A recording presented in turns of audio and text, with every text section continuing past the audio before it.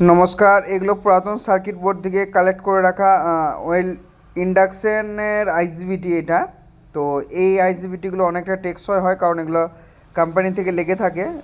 আর আপনারা যে সমস্ত পুরাতন সার্কিট বোর্ড যেগুলো বাদ দিয়ে দেন তাদের আইজিবিটিগুলো যদি ভালো থাকে তো অবশ্যই আপনারা জোগাড় করে রাখতে পারেন বা পুরাতন ইন্ডাকশন কিট কিনে রাখতে পারেন। আপনাদের এই আইজিবিটিগুলো অনেক কাজে লাগবে। তো এই ধরনের আইএসবিটি দিয়ে যদি আপনারা কাজ করাতে চান অবশ্যই আমার সঙ্গে যোগাযোগ করতে পারেন। তো ভিডিওটি কেমন লাগলো অবশ্যই জানাবেন।